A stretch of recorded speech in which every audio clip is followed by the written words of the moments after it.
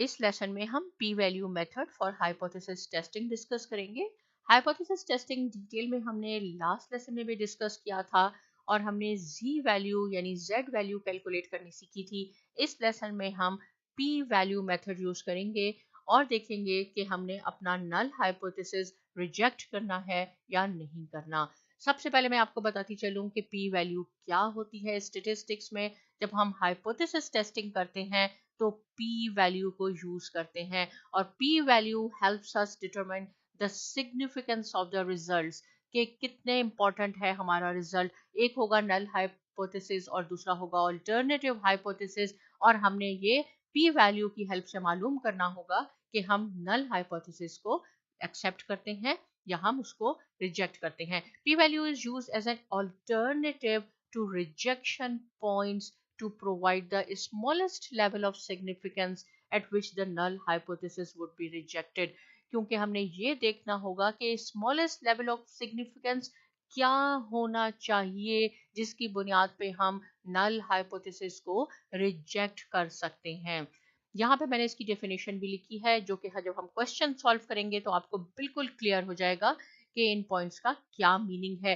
P value, इसको हम probability value भी कहते हैं, is the probability of getting a sample statistics such as the mean or a more extreme sample statistics in the direction of the alternative hypothesis when the null hypothesis is true, right? अब देखें यहाँ पे hypothesis testing जो कि P value से हमने करनी है।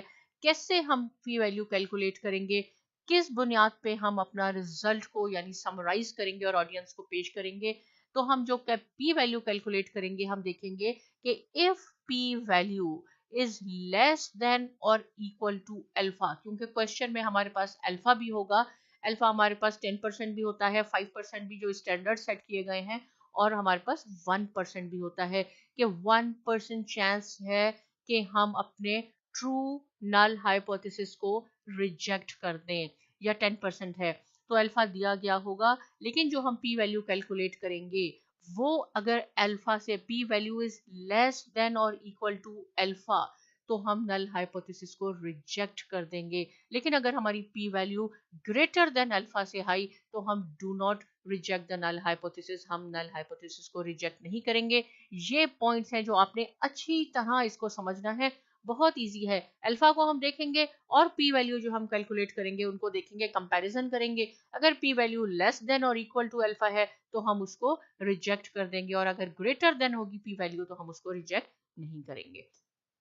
स्टेप्स क्या यूज करेंगे, स्टेप्स हम यूज करेंगे, सबसे पहले जो क्वेश्चन दिया होगा हम state the hypothesis and identify the claim. जो हमने लास्ट लेसन में जी वैल्यू जो कैलकुलेट की थी उसमें जो हमने लिखा था स्टेट द हाइपोथेसिस, सेम वही चीज हम यहाँ करेंगे। Compute the test result, compute कैसे करेंगे टेस्ट रिजल्ट, ये भी हम जी वैल्यू से ही करेंगे और मैं आपको ये बताऊंगी। दोबारा मैं थोड़ा सा आपको रिवीजन भी करवा दूंगी ताकि ये फॉर्मूला यूज करेंगे हम जिससे टेस्ट वैल्यू आएगी। उसके बाद हम टेबल कंसर्न करेंगे और पी वैल्यू फाइंड आउट करेंगे।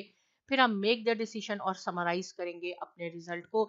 ये 5 पॉइंट्स हैं जो पी वैल्यू को हमने फाइंड आउट करने के लिए और एट द एंड अपने रिजल्ट को समराइज करके पेश ऑडियंस को जो हम पेश करेंगे तो हम इसको सबसे पहले है state the hypothesis and identify the claim.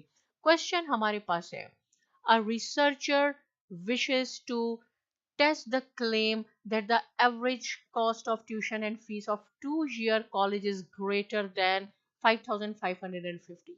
She selects a random sample of 36 two-year college and finds the mean be 5800 and the population standard deviation 6800 है। क्वेश्चन है, is there evidence to support the claim at alpha is equal to, यहाँ पे alpha दिया गया है 0.05 यानी 5%। हमने क्या करना होगा, पी वैल्यू कैलकुलेट करेंगे और इसको अल्फा, ये जो 5% दिया है इससे कंपैरिजन करेंगे। अगर पी वैल्यू इससे लेस आएगा तो हम इसको रिजेक्ट कर देंगे और अगर इससे ग्रेटर आएगा तो हम नल हाइपोथेसिस को एक्सेप्ट कर लेंगे। तो फर्स्ट स्टेप मैंने आपको क्या बताया था कि state the hypothesis and identify the claim. तो हमने हाइपोथेसिस क्या लिखना है, ये होगा, एक हमारे पास होता है नल हाइपोथेसिस और दूसरा हमारे पास होता है अल्टरनेटिव। Alternative hypothesis. तो नल हाइपोथेसिस मैंने आपको बताया था कि कैसे हम लिखते हैं, यानी एच नॉट इज टू कर लें, इज इक्वल टू कर लें म्यू, और ये हमेशा नल हाइपोथेसिस में हमेशा आपने इक्वल टू साइन लगाना है।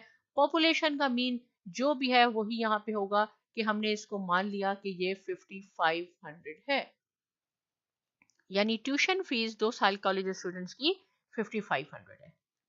मैं यहाँ आपसे ऑल्टरनेटिव हाइपोथेसिस लिखती हूँ और मैं कहती हूँ कि मैं आपसे अग्री नहीं करती, यानी h1 इज टू म्यू कर ले, इज इक्वल टू हम कर लेते हैं, चले ऐसे करके लिख लें, इज ग्रेटर देन। मैं कह रही हूँ नहीं, ये नहीं है। देखिए यहाँ पे कहा गया है कि 5800 है, तो मैं कह रही हूँ कि ऐसा नहीं है, इज ग्रेटर देन, ये मेरा क्लेम है। और याद रखें कि ऑल्टरनेटिव हाइपोथेसिस में और नल हाइपोथेसिस में आपने पॉपुलेशन की वैल्यू यूज करनी है। यहाँ पे 58 है लेकिन आपने इसको यूज नहीं करना, हमने यही कहना है, और ये मेरा क्लेम है। तो पहला स्टेप क्या था कि state the hypothesis and identify the claim. Null hypothesis में याद रहे, यहाँ पे इक्वल भी लिख सकते हैं, इक्वल टू जो भी आपका पॉपुलेशन है और यहाँ इक्वल का ही साइन आएगा। कभी आपने नहीं थिंक करना कि यहाँ हम ग्रेटर लगाएं, नॉट इक्वल लगाएं, लेस देन लगाएं, यहाँ हमेशा इक्वल आएगा। अल्टरनेटिव हाइपोथेसिस में आपने यहाँ देखना होगा अकॉर्डिंग टू क्वेश्चन, क्वेश्चन के मुताबिक कि हम क्या यूज करें। तो यहाँ पे दिया गया है कि मीन 5800 है, इट मीन्स के ज्यादा है। ये आपने कहा कि नल हाइपोथेसिस ये है, मैं आपसे अग्री नहीं करती, मैं कह रही हूँ कि इससे ज्यादा है, ये क्लेम है। अब हमने ये डिसाइड करना है पी वैल्यू की हेल्प से कि हम इसको नल हाइपोथेसिस को रिजेक्ट करते हैं या रिजेक्ट नहीं करते। ये हमारा पहला स्टेप हो गया। सेकंड स्टेप पे हम चलते हैं। सेकंड स्टेप क्या है, कंप्यूट द टेस्ट वैल्यू। और टेस्ट वैल्यू मैंने आपको बताया क्या फॉर्मूला है, z is equal to x bar, ये सैंपल का मीन है, minus population mean divided by sigma standard deviation of population and then divided by number of observation. तो यहाँ हमने क्या देखा था कि मीन, देखिए यहाँ जो हमें मीन दिया गया है ये है 5800, ये x बार है, और ये हमारे पास म्यू है, ये हमारे पास है स्टैंडर्ड डेविएशन 600, और 36 हमारे पास स्क्वायर रूट में आ जाएगा। तो यहाँ मैं इसकी वैल्यूज लिख देती हूँ। ये हो गया 5800 माइनस पॉपुलेशन हमारे पास है 5500 डिवाइडेड बाय 600, और नंबर ऑफ ऑब्जर्वेशन है 36। देखें ये जरूर क्वेश्चन में मेंशन होगा, अदरवाइज आप क्वेश्चन सॉल्व नहीं कर सकते। अब हम देखें 5800 माइनस 5500, तो ये आ गया हमारे पास न्यूमरेटर में 300, सॉरी ये हमारे पास आ गया 250, न्यूमरेटर में आया 250, और इसको देखें 600 डिवाइडेड बाय अंडर रूट 36, और 36 का जब आप स्क्वायर रूट लेंगे तो आएगा आपके पास 6, राइट।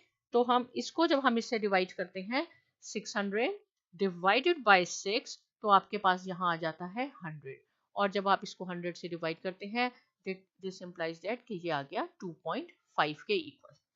ये हमारे पास वैल्यू आ गई 2.5, z की वैल्यू आ गई। अब ये हमने थर्ड स्टेप में find the p value. p value आपने कैसे फाइंड आउट करनी है, उसके लिए कंपलसरी है कि स्टेप 2 जरूर आपने करना है।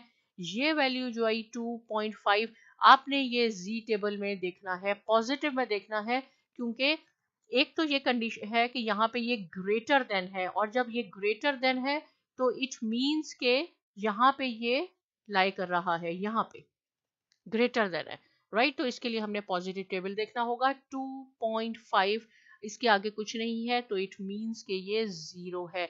2.5 देखें ये है 2.5 और ये 0 है, तो हमें ये फिगर देखनी होगी, ये तो ये हो जाएगी 0.9938। लेकिन ये देखिए राइट का है, जब राइट पे है आपकी टेल, यहाँ है आपकी टेल, राइट, क्योंकि ये ग्रेटर देन है, इट मीन्स कि क्रिटिकल एरिया आपका यहाँ है, तो आपने इसमें से 1 में से ये माइनस करना होगा, जो मैं आपको पहले भी काफी दफा बता चुकी हूँ। तो अब जब हम इसमें से 1 को आप इसमें से ये माइनस कर देंगे तो आपके पास क्या आ जाएगा, ये आ गया 0.0062। ये पी की वैल्यू याद रहे, जब राइट पे होगा तो आपने जल्दी में ये कभी नहीं लिखना कि ये आपने वैल्यू देखी और आप कहें ये पी वैल्यू है। राइट पे टेल है 1 माइनस, आपने ये फिगर को माइनस करना है, ये पी वैल्यू आपके पास आई है। अब हमने इस पी वैल्यू को कंपैरिजन करना है किसके साथ, जो हमें अल्फा दिया गया है ये 0.05, ये वैल्यू हमारी इससे ज्यादा आई है अल्फा से, अल्फा हमारे पास है 0.05।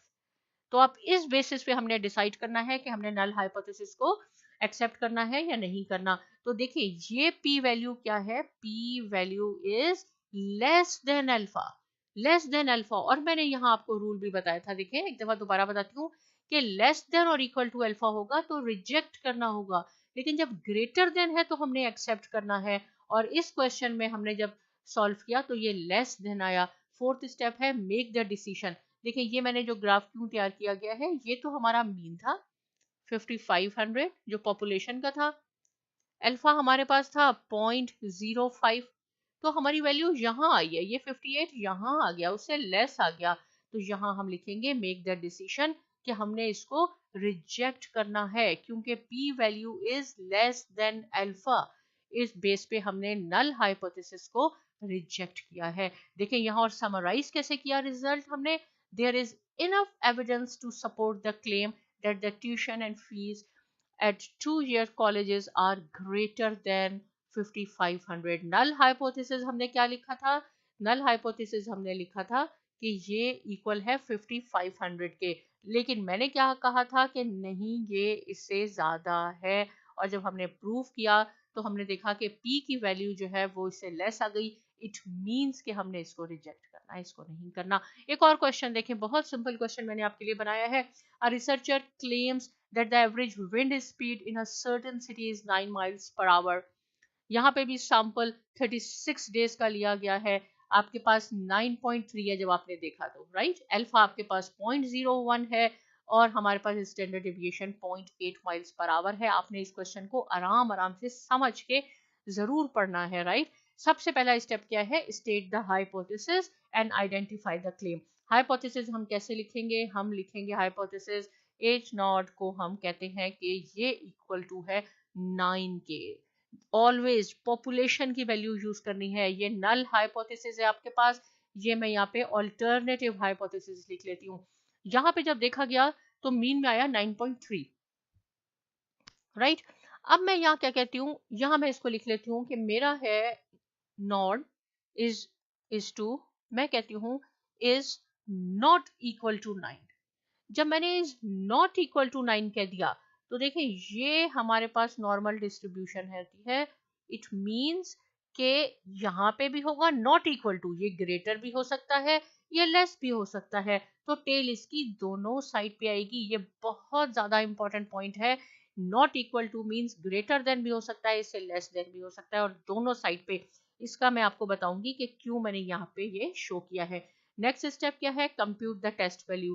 टेस्ट वैल्यू कैसे कंप्यूट करेंगे, सेम जी, मैं फिर यहाँ पे फॉर्मूला एक दफा लिख देती हूँ, mu sigma divided by N. यहाँ पे हमारे पास मीन क्या है, मीन हमारे पास है 9.3, म्यू है 9 डिवाइडेड बाय सिग्मा है हमारे पास 0.8 divided by 36, right, square root, और 36 का स्क्वायर रूट 6 हो जाएगा। 0.8 डिवाइडेड बाय 36 को जब हम आपस में डिवाइड करेंगे, एक दफा मैं लिख देती हूँ, चले ऐसे करके, ये ऊपर न्यूमरेटर को सब्ट्रैक्ट किया तो ये आ गया, इसको और डिवाइडेड बाय 6 से डिवाइड किया तो 0.133 हमारे पास आया, और इसको आप जब डिवाइड करेंगे तो ये आ जाएगा आपके पास 2.25, राइट, 2.25। अब हमने 2.25 को इस टेबल में देखना है पी वैल्यू के लिए। पी वैल्यू के लिए बहुत जरूरी है, बल्कि कंपलसरी है कि आपने सेकंड स्टेप करके जी वैल्यू फाइंड आउट करनी है। 2.25 देखें, 2.2 तो ये है और 5 हमने यहां से देखना है, तो ये क्या हो जाएगा 2.25 पॉइंट, ये हो जाएगा 0.9878, राइट। कभी भी आपने जल्दी में नहीं कहना कि ये पी वैल्यू है। अब हम क्या करेंगे, क्योंकि मैंने आपको बताया अभी कि ये दोनों तरफ है, इज नॉट इक्वल टू, यानी क्रिटिकल एरिया आपका ये ग्रेटर देन भी हो सकता है, यहाँ पे ये लेस देन भी हो सकता है आपके पास। तो सबसे पहले हमने इसको 1 में से माइनस करेंगे, 9878, और आपके पास ये आ जाएगा, जब मैंने इसको किया 1 माइनस 0.9878, तो हमारे पास आया 0.0122। लेकिन यहाँ एक बहुत इंपॉर्टेंट पॉइंट है कि ये देखिए दोनों तरफ एरिया लाइक कर रहा है, इसलिए ये पी वैल्यू नहीं है, बल्कि आपने इसको 2 से मल्टीप्लाई करना होगा। जब हम इसको 2 से मल्टीप्लाई कर देंगे, मल्टीप्लाई बाय 2, क्योंकि ये यहाँ पे भी है और यहाँ पे भी है, तो हमारे पास आएगा 0.0244।